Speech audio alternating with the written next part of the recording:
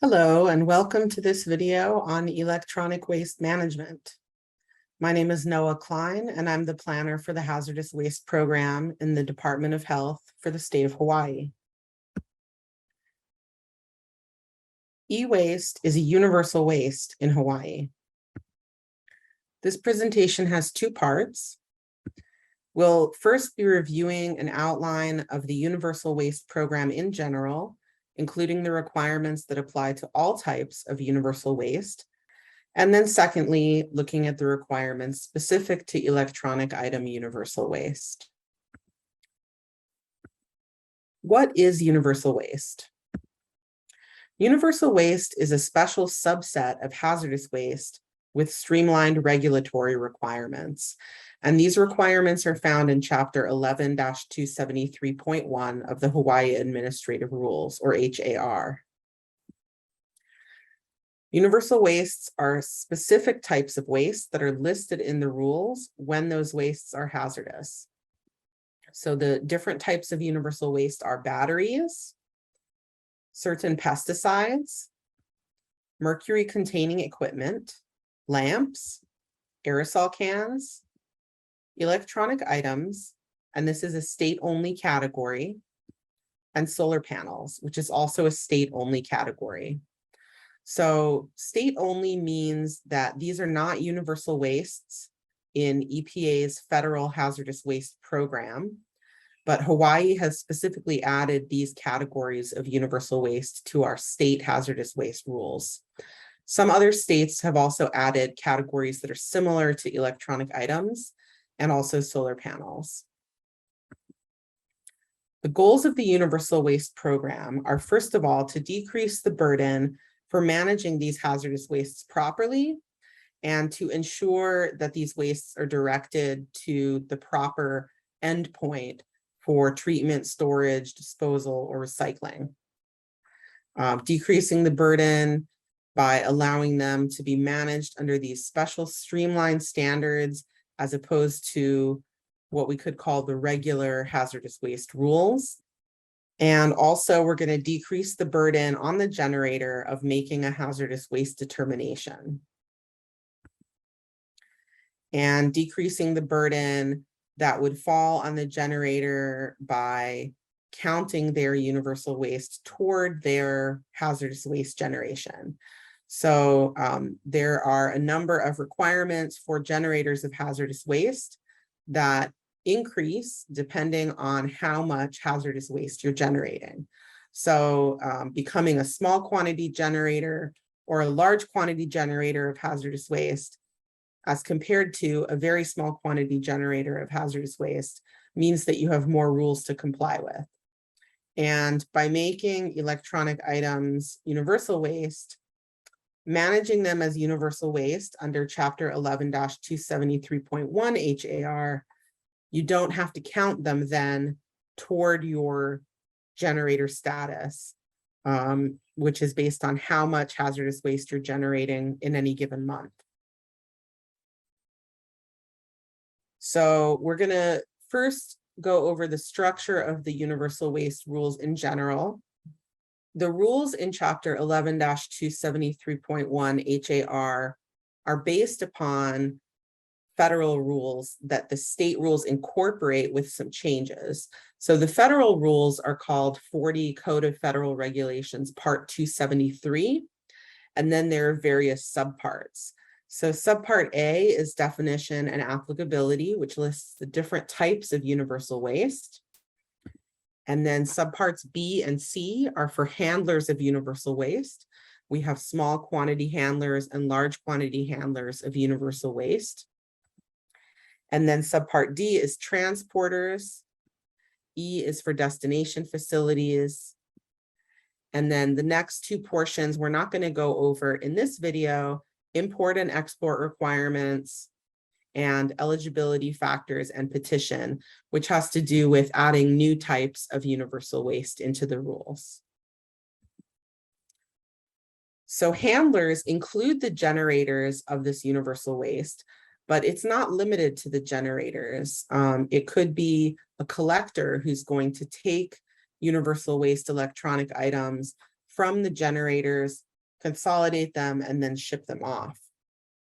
That would also be a handler. So both the generators and other universal waste handlers that are storing and collecting universal waste will follow the same set of requirements. So these handler rules have basically 3 different categories of applicability. There are some rules that only apply to large quantity handlers of universal waste. There are rules that apply to all handlers of universal waste and all types of universal waste. And then there are rules that apply to specific types of universal waste. So first, specific to large quantity handlers, there's a notification requirement, which is to notify the Department of Health Hazardous Waste Program of your activity. And there's a shipment, tracking, and record keeping requirement. We'll go over these in more detail. For all universal waste handlers, there's an accumulation time limit, employee training requirement, release response requirement, and shipment requirements. And then for each specific type of universal waste, there is definition and applicability. Now I put this in parentheses here because it's actually in subpart A in how the rules are organized, but it's definitely something that you need to look at as a universal waste handler. So it's still part of the handler rules because it's which types of universal waste these rules apply to. And then waste management standards that are specific to each different type of universal waste and labeling for each different type of universal waste. So we're going to start off with looking at the requirements that only apply to a large quantity handler of universal waste. But first, we have to look at the definition. What is a large quantity handler of universal waste? And at the same time, what is a small quantity handler of universal waste? The small quantity handler of universal waste is accumulating less than 5,000 kilograms of universal waste at any given time. So this includes all different types of universal waste, and it's not based on how much you're generating at once. It's an overall total of accumulation. So if you accumulate more than 5,000 kilograms of universal waste at any time, that makes you a large quantity handler. So the small quantity handlers are not required to notify as a handler of universal waste, and the large quantity handlers do need to notify. That's form EPA 8700-12. There is a paper version, and the form can also be done online. And we'll have a link at the end of the presentation to the instructions, and we'll be happy to help you with that. If you're a small quantity handler of universal waste, you may have to notify based on some other activities, such as your regular hazardous waste generator status. But you won't have to notify just for your universal waste, and a large quantity handler does need to. Also, the small quantity handler of universal waste does not have shipment tracking and record keeping requirements, and the large quantity handler will need to keep records for 3 years. So those records are pretty basic, and I would bet that they're something you would already have just in order to be running your business. You would keep records of both shipments received and shipments sent. So if you're the generator, that would only be the shipments you're sending out. But if you're a collector, you might receive shipments from a number of generators and then ship them off somewhere to a destination facility. And you would keep records for both shipments received and sent. And those records need to include the name and address of the originating universal waste handler that's sending to you, the name and address of the destination universal waste handler or universal waste destination facility or foreign destination, and the quantity of each type of universal waste received or sent, and the date that the waste is received or shipped. So they're pretty basic. It can be your bill of lading, your receipts, any other type of shipment paper. These are just going to be your standard business records. You don't need a special form for this. You're just going to keep those records for 3 years. For all universal waste handlers, there's a 1-year accumulation time limit. And you have to be able to show that the universal waste accumulating at your site has been accumulated for less than 1 year. So there are different options for how you're going to prove that. One simple one is to have the accumulation start date labeled on individual items, containers, or a designated accumulation area for your universal waste. And another would be an inventory system. So this could record the accumulation start date by item, container, or group of containers. The rules don't prescribe a specific method, so it could really be any other method that will demonstrate the length of time that that universal waste has been accumulated from the date that it becomes a waste or the date that it's received if you're receiving it from offsite. So I recommend the first 2 options, but if you have an idea of something else you want to do that falls under the third one, feel free to call us and talk to one of our inspectors, because you really want to make sure that it's something where if the inspector shows up to your site, they're going to agree that they can clearly see you're accumulating these things for under 1 year, and that's the limit. So the next one is employee training. So this is a requirement for both small and large quantity handlers of universal waste, but there's a slight difference in the wording in the rules.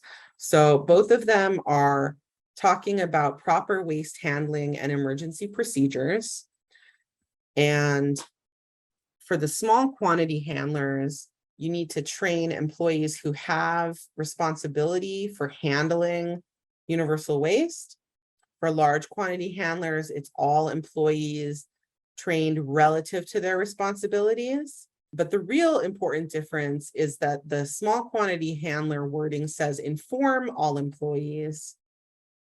And the large quantity handler language says ensure that all employees are thoroughly familiar with proper waste handling and emergency procedures, which I think is just good business. So I would really encourage everyone to ensure that your employees are thoroughly familiar with the proper procedures for handling the waste that they're going to be handling, and also emergency procedures if that's a part of their responsibility.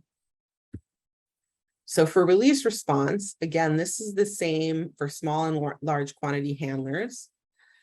You need to immediately clean up and contain all releases of universal waste and any residue from a universal waste, and then make a hazardous waste determination on any material resulting from that release and manage that residual appropriately. Shipment requirements. You're only able to send universal waste to another universal waste handler, a universal waste destination facility, or a foreign destination. And of course, if you're sending to a foreign destination, you need to know the import-export requirements. And there's a whole other set of regulations we won't be going over in this video. Most of you will be sending to a universal waste handler or a destination facility. There are DOT requirements for pre-transportation packaging, labeling, and shipping papers that apply to certain hazardous materials. So this doesn't apply to all universal wastes, but it could apply to some. And I'll get into this a little more detail when we talk about transporters. These are independent requirements, federal DOT requirements, but they're listed here because in the hazardous waste rules for universal waste, it also says you must comply with DOT's rules. And then you also need to ensure that the receiver agrees to receive the shipment before you send it. And if the shipment is rejected for some reason, you need to either receive that waste back as the sender, or you're going to agree with the receiver on a particular destination facility to send it to. So even if you as the handler were originally sending it to another universal waste handler, if that shipment is rejected, it cannot go to another handler. It has to go to a universal waste destination facility. And the flip side of this is the rule on rejected and illegal shipments, which says that you as a handler of universal waste can reject a shipment containing universal waste. If you do, you would contact the sender to let them know that you're rejecting it and to figure out where that's going to go now. So you would either have to send it back to the handler who originally shipped it, or with their agreement, you would send it on to a destination facility. If you do receive a shipment that contains hazardous waste that is not a universal waste, that's illegal, and you are required to immediately notify the Department of Health so that we can investigate who is illegally sending you that shipment and what happened there. For waste management, it's specific to each type of universal waste. So we'll go more into the details of this after we go through transporters and destination facilities. But the important thing to know is that there are specific listed forms of management that are allowed, and there are no other treatment of that waste is allowed. So you're basically storing that universal waste. That's most of what the management is. And then things that are listed as management are allowed management practices. So again, we'll get back to that. So now moving on to transporters, it is possible for a universal waste handler to self-transport their waste. So as the generator, you're a universal waste handler, but you can transport that, and then you would also be a universal waste transporter, and you would need to comply with the transporter requirements. Or if you're going to be a collector, you would be a handler, and you could transport the generator's waste. You would also be acting as a transporter of universal waste. So the restrictions on transport, transporters can only deliver universal waste to the places that universal waste handlers are allowed to send it. So you can only deliver the waste to a universal waste handler, a universal waste destination facility, or a foreign destination. As a transporter, you can store universal waste for up to 10 days. But if you store for longer than 10 days, you become a universal waste handler, and you must follow all of the universal waste handler rules. Transporters are not allowed to dilute or treat universal waste except by responding to a release. So any of the management things that are listed for handlers to do that would otherwise be considered treatment, a transporter cannot do those things unless they're going to follow all of the handler rules and also be a handler. The DOT packaging and labeling requirements, again, are independent requirements. The applicability is based on meeting the definition of a hazardous material in 49 Code of Federal Regulations, section 171.8. And so this is what determines whether something is a hazardous material under DOT's rules. And a hazardous waste and a hazardous material are not the same definition. So universal waste doesn't automatically meet the definition. So we know it's hazardous waste, but it's not necessarily a DOT hazardous material.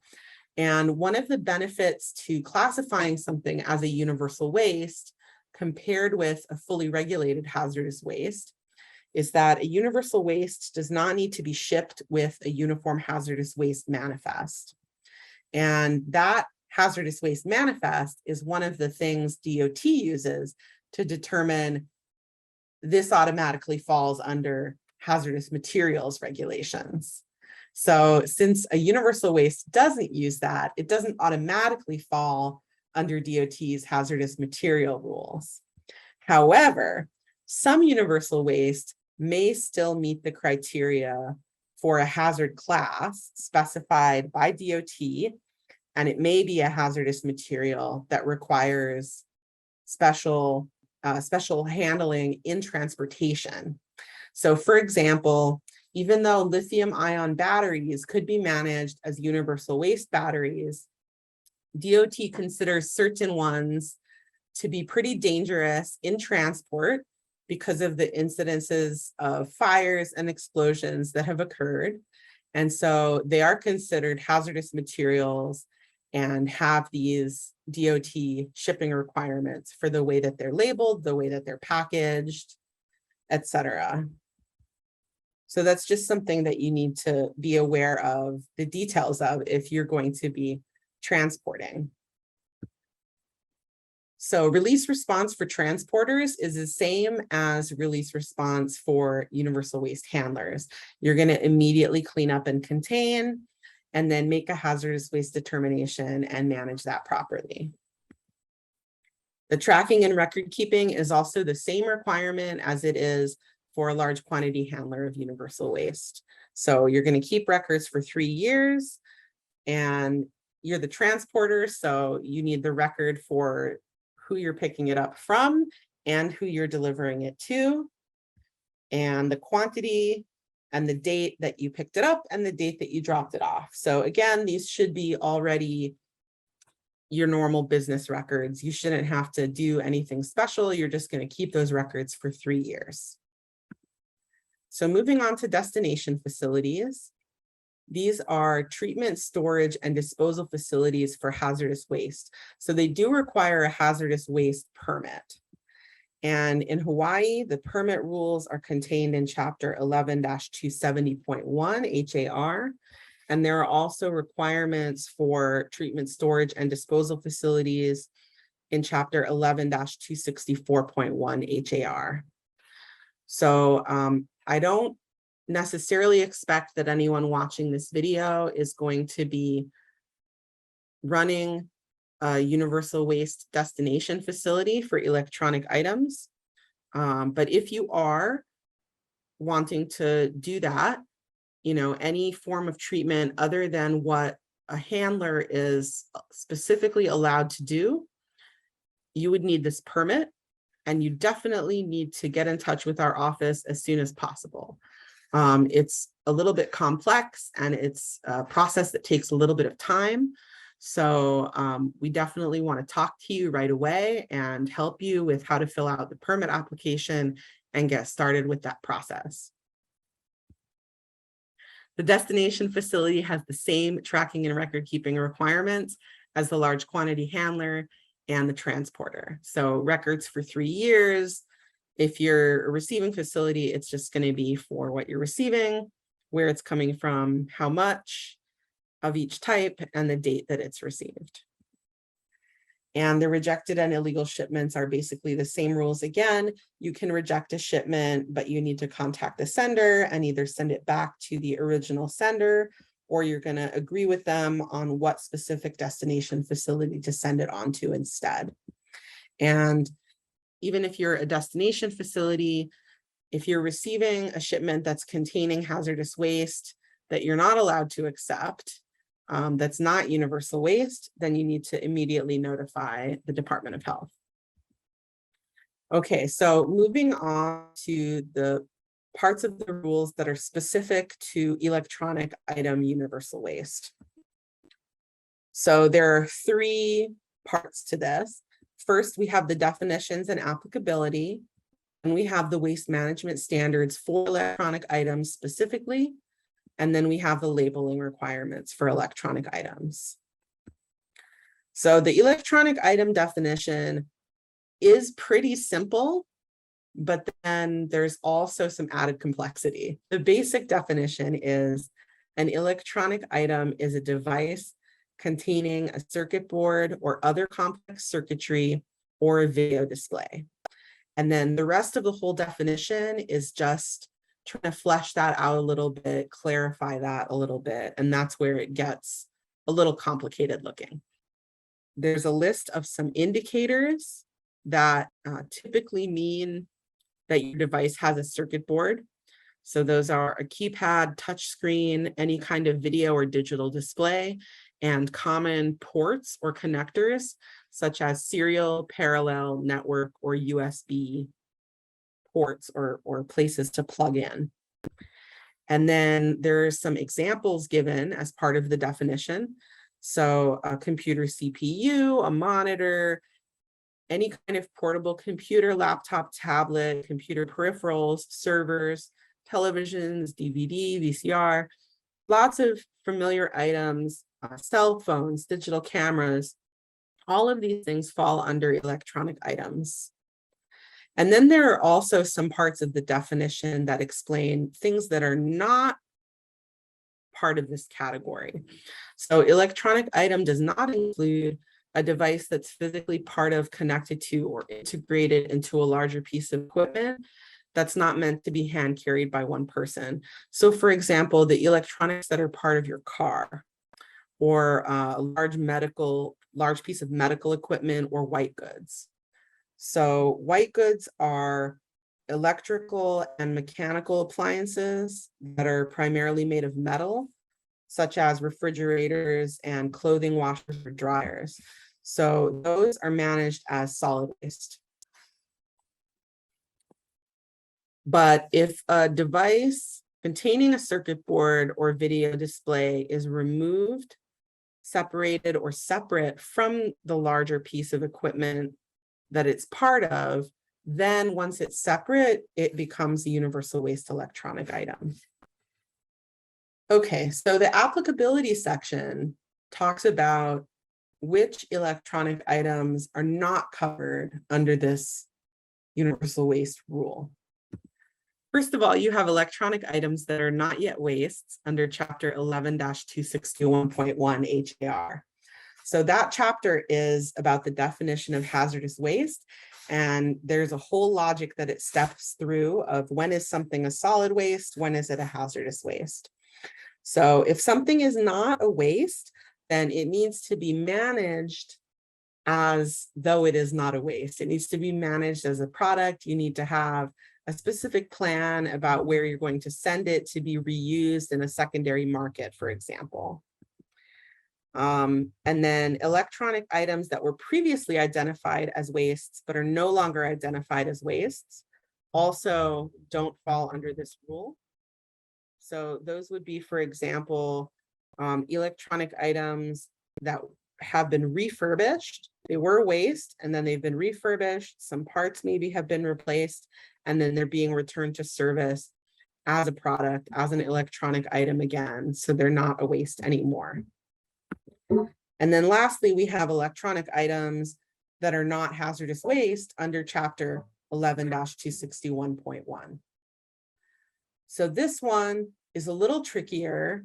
It requires making a hazardous waste determination where you have some evidence that that particular electronic item is not hazardous, does not meet the regulatory definition of hazardous waste. So that's going to be determined by the toxicity characteristic leaching procedure test, which is designed to simulate the amount of leaching of different toxic materials into the leachate of a landfill if that item is disposed and then a bunch of time goes by in that landfill environment. So it's a test where they grind up the item into small particles and then put it in an acid bath and shake it for a certain amount of time. And so it's really a very involved process to have to do to send something for this test, and it's expensive. And so one of the whole points of the Universal Waste Program is to avoid actually needing to make that determination so that you can just manage all of your electronic items as universal waste, because that's going to be much cheaper than if you needed to manage them as fully regulated hazardous waste. So in any case, it's unlikely that you're going to do this, but if you're going to say an electronic item is not hazardous, then you have to be able to back that up with some documentation. just a little sidebar about what makes these electronic items hazardous. You started to probably get a clue as I was talking about the TCLIP, or toxicity characteristics leaching procedure test. But it's actually heavy metals that are contained in the circuit board or the circuitry that will leach out at levels that are considered to be an unacceptable risk to human health and the environment. So there's a legal definition of hazardous waste that sets, what level the metals can leach out in this test, and it's got to be below a certain level. So for electronic items, it will typically be heavy metals such as lead and cadmium that will fail for TCLIP, meaning there's too much of it will leach out in this simulation of a landfill environment, and that's why it's considered hazardous. So the management standards for electronic items are designed to prevent releases. One of the things that makes electronic items a good candidate for universal waste, for these relaxed management standards, are that the toxic elements are contained on the inside, and usually there's some kind of shell around the whole product. So, the circuit board is in there, but the whole computer is sort of encased in plastic. And so we just want to make sure that the hazardous constituents stay on the inside during storage and transportation. And that makes these items lower risk and appropriate for this kind of management compared to other types of hazardous waste that might be easier to spill or cause a release with. So you need to accumulate electronic items in a manner that's going to minimize breakage and also prevent exposure to precipitation. Specifically in the rules, there are two options. One is that you accumulate them indoors in a building with a permanent roof and floor. And the second option is a closed and secure container.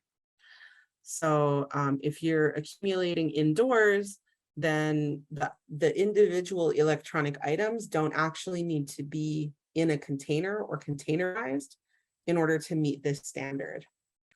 But if you're accumulating outside, maybe in a shipping container, that container does need to be closed and secured. As we already discussed about releases, you need to immediately clean up and place in a container any universal waste electronic item that shows evidence of leakage, spillage, or damage that could cause leakage under reasonably foreseeable conditions. So pretty much anything that is not intact, you want to put into a container. And that container should be closed, structurally sound, compatible with the contents, and lack evidence of leakage, spillage, or damage. So then there's a list of things that the handler can do that would otherwise be considered treatment requiring a permit. So a universal waste handler is allowed to sort electronic items by type, mix electronic item types in one container, remove discrete assemblies that are typically removed by consumers for replacement during the normal operation of an electronic item, and remove separable non-electronic pieces that are intended for assembly by retailers or consumers. So it's important to note that if you're removing these discrete assemblies and separable non-electronic pieces, you're actually generating new waste streams. And you need to make a hazardous waste determination on each new resulting waste, which are, the individual pieces that you've taken apart, and then manage those appropriately. So if any of those resulting wastes are a hazardous waste, you need to manage them as hazardous waste. If they are an electronic item universal waste, then you need to continue to manage them as universal waste. And then some of them might be solid waste that is non-hazardous. And then you can manage that as solid waste. And just a note that if you're separating batteries, those could be managed as universal waste batteries following the specific management standards and labeling for batteries. So we just wanted to make a quick note about data destruction because we know this is a concern for some generators of electronic item universal waste. So disassembly is not allowed except for what we've already discussed, which is the removal of discrete assemblies, separable non-electronic pieces that are typically assembled, removed, or replaced by the consumer during the life of the electronic item. So if a sophisticated consumer, you might be able to remove quite a few of the components of your computer and replace them. And that would be allowed since they are discrete assemblies, or we've had them described to us by one IT professional as Lego pieces. Anything that is a discrete assembly like that can be removed if you are an advanced consumer who would normally remove and replace something like that. If those components are not enclosed, then they should be stored in a container. No physical destruction is allowed. So no taking a hammer to it, no drilling holes, no shredding. These activities can only be done by a permitted universal waste destination facility. But degaussing of hard drives is allowed. And for labeling, it's pretty simple. You need to label each electronic item or container or pallet containing electronic items. And there are 6 options for what that label can say. So you can pick from among these 6, but it has to be one of these. Universal waste electronic item or items, waste electronic item or items, used electronic item or items. So of course, that was only an overview. These resources are to help you get more in depth and more details. The first one is a link to the Hawaii Hazardous Waste Rules and Guidebooks. And then we have a page about how to notify as a large quantity handler of universal waste and obtain an EPA ID number. There's a link here to a quick reference guidance document that goes over a lot of the same material we just covered on electronic item universal waste. And then finally, a page with information on how to make a hazardous waste determination. So if you have any other questions, you can give us a call. Also here, the link to the Hazardous Waste Program homepage, which has a lot of other information on it as well, such as email addresses, so you can contact our staff. Thank you so much. Have a great day.